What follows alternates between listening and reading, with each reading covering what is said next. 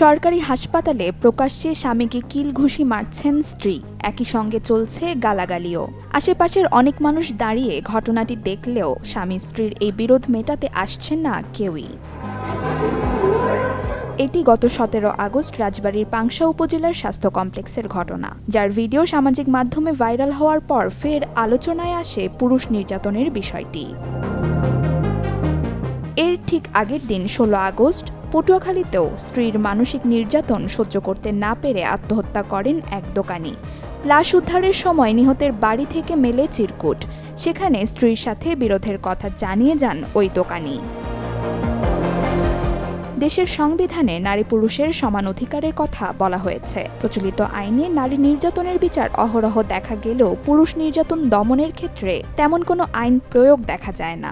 লোকলজ্জা, সামাজিকভাবে হেয় প্রতিপন্ন হওয়া সত্ত্বেও নানা কারণেই এসব ঘটনা থেকে যায় পর্দার আড়ালেই। মানবাধিকার সংস্থাগুলো থেকে নারী ও শিশু নির্যাতনের নানা ঘটনা পাওয়া গেলেও পুরুষদের ক্ষেত্রে তা পাওয়া খুবই দুষ্কর।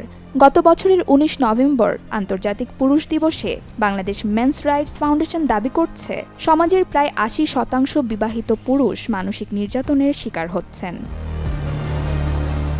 দেশের আইনে দণ্ডবিধি 1860 অনুসারে নারী বা পুরুষ উভয়ই শারীরিক নির্যাতনের শিকার হলে মামলা করতে পারেন।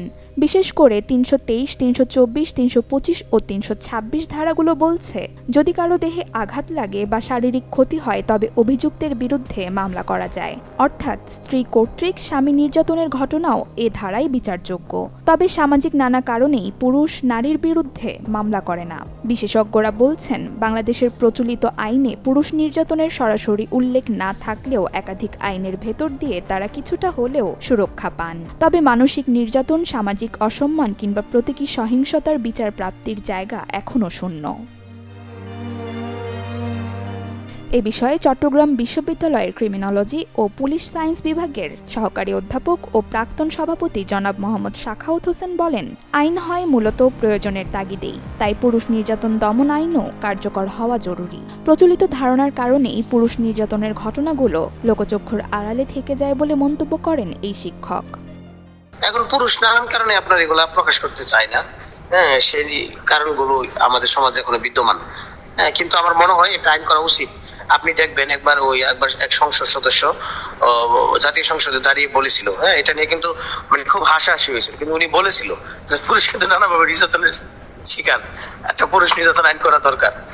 এটার পরে আপনার মানে অট্টহাস্য ছিল পুরা সংসদ ভবনে।